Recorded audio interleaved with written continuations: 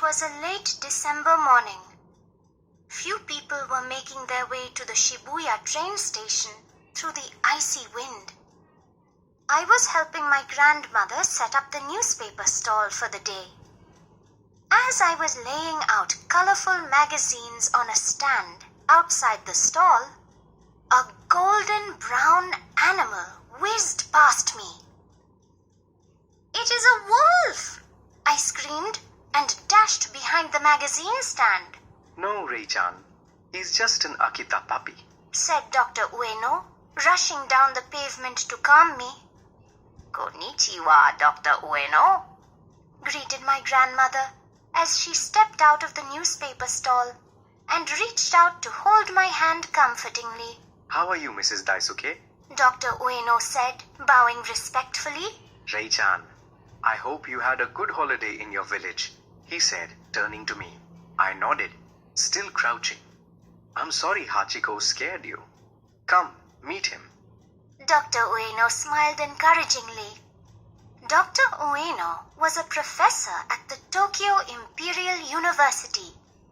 He often bought magazines from us. My grandmother had known him for years. I realized he had got himself a pet dog when I was away on my school holidays to visit my parents. "Good morning, Dr. Ueno," I said as I walked up to him slowly. I bent forward and carefully extended my fist to Hachiko in friendship. He licked it quickly and wagged his tail back and forth till his whole body shook. We laughed to see him so happy.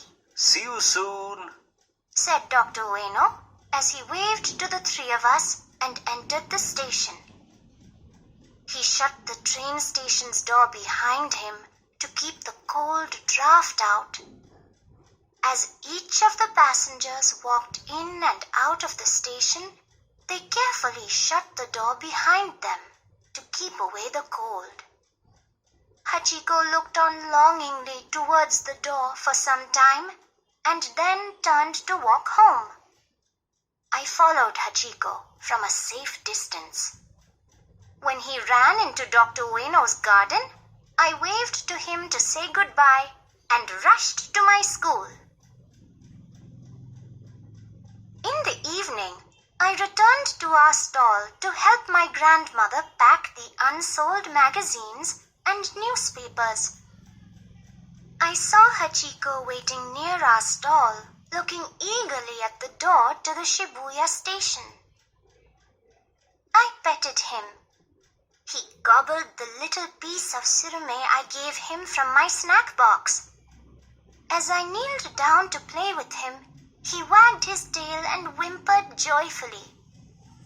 He rolled over and allowed me to rub his belly. Through his play, however, Hachiko often paused to look at the station's door.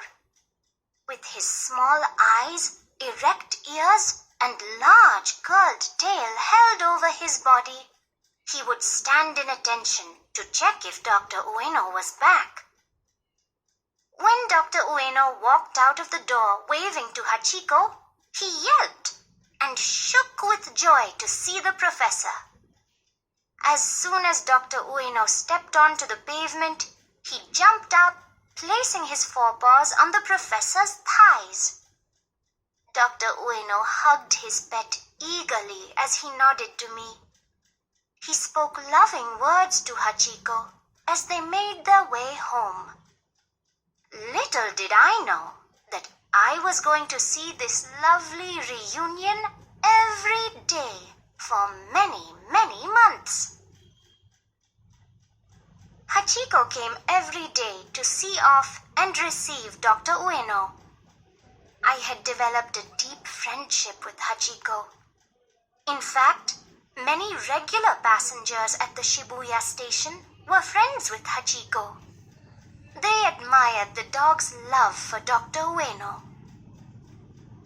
The evening of 21st May, 1925, however, was different. Hachiko somehow was not interested in our usual games.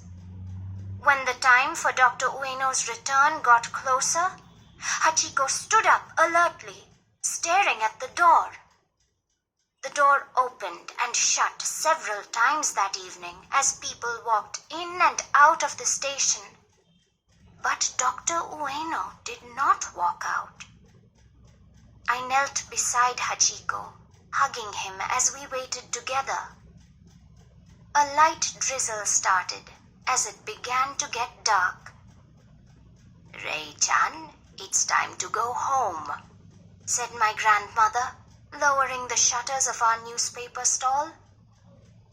"But Sobo, Dr. Ueno is not back from his work yet," I said worriedly as I let my arms sink into Hachiko's warm coat.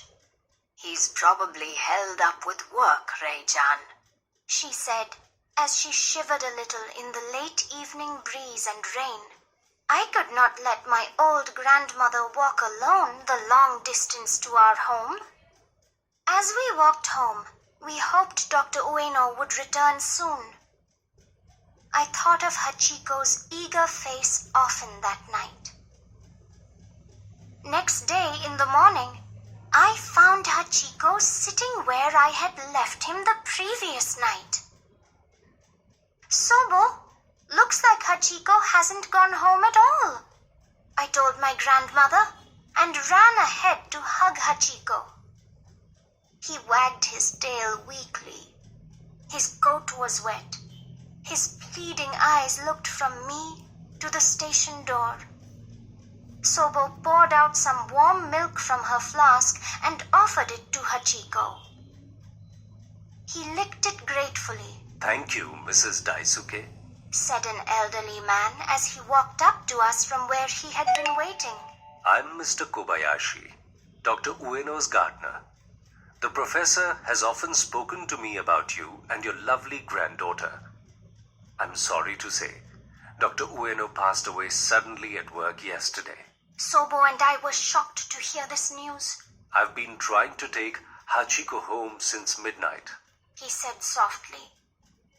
We helped Mr. Kobayashi take Hachiko home.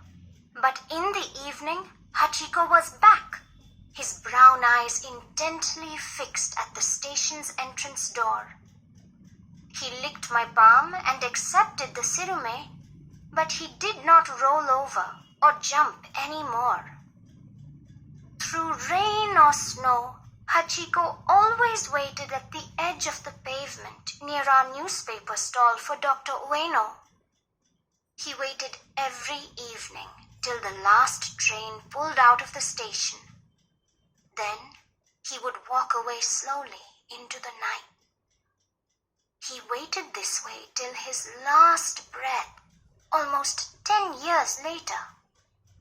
At the busy Shibuya station, to this day, you can see the bronze statue of Hachiko eagerly waiting for Dr. Ueno. The place near the statue is a happy meeting point for families and friends, just as Hachiko would have liked.